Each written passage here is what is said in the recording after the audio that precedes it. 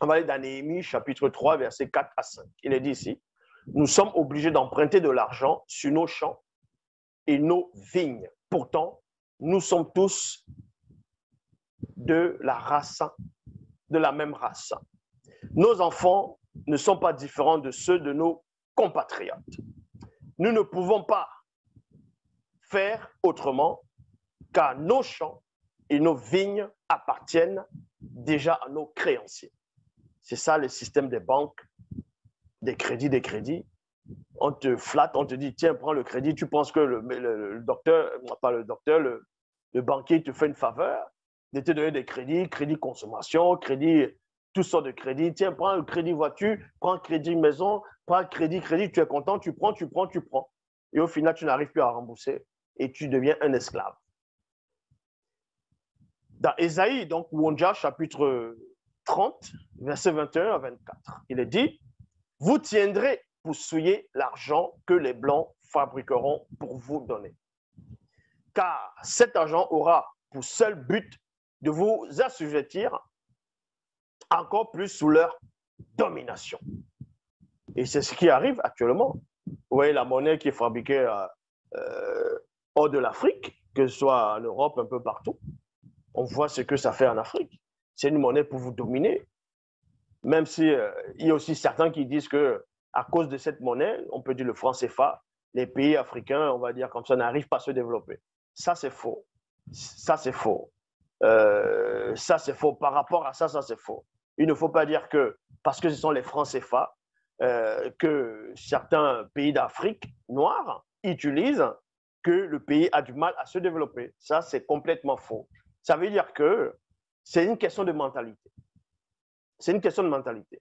Si les pays africains maintenant renoncent aux francs CFA et fabriquent les propres monnaies, vous pensez que ceux avec le franc CFA qui ont du mal à se développer vont se développer avec les propres monnaies? C'est pour ça que je dis que c'est une question de mentalité.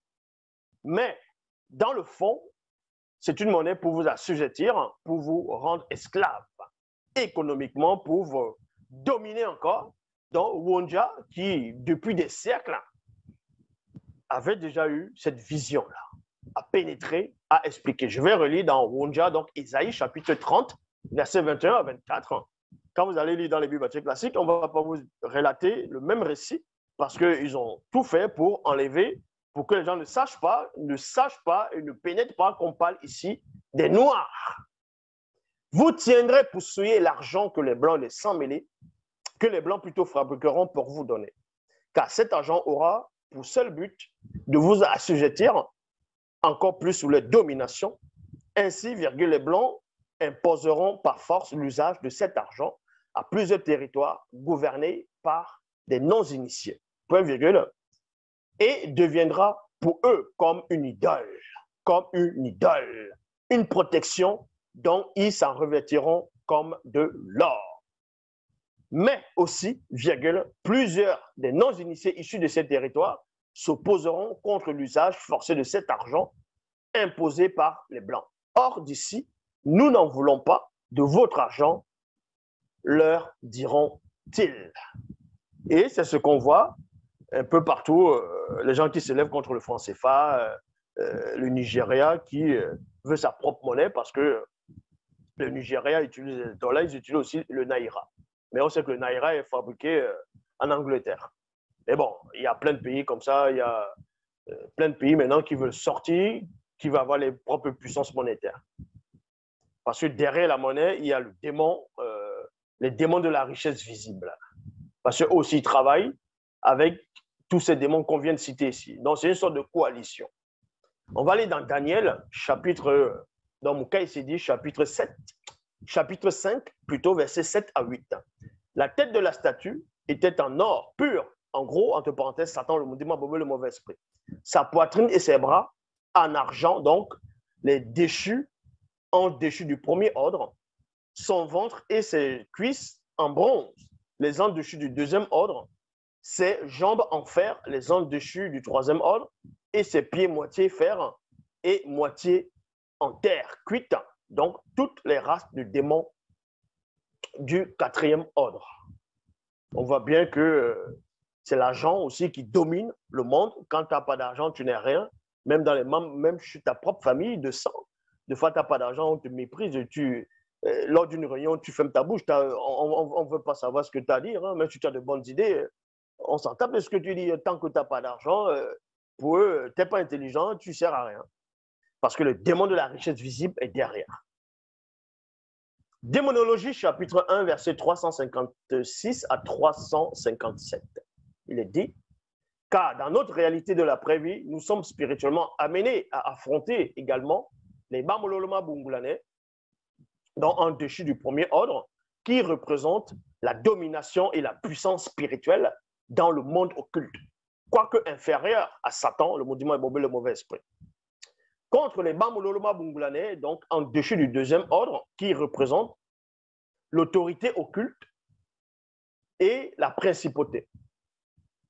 Contre les Bamololoma Bungulanais du troisième ordre, qui autrefois représentaient, c'est pour ça qu'on dit ici qui autrefois, parce qu'ils ont été enfermés, c'est ceux-là qui sont enfermés, qui autrefois représentaient les pouvoirs mondiaux des ténèbres du plan visible par les progénitures. Donc, en gros, si on ne lit pas les parenthèses, ça va tout simplement dire,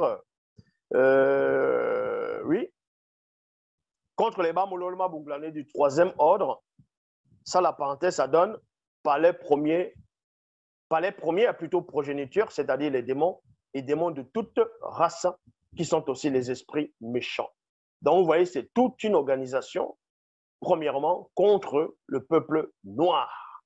Le peuple élu, donc, parce que la spiritualité est une question de race. Le but, c'est quoi? C'est que l'homme noir, c'est que la prophétie du Mutatedis, celui qui guide, qui intronise les initiés, ne puisse à aucun moment avoir lieu, donc manifester le nombre connu.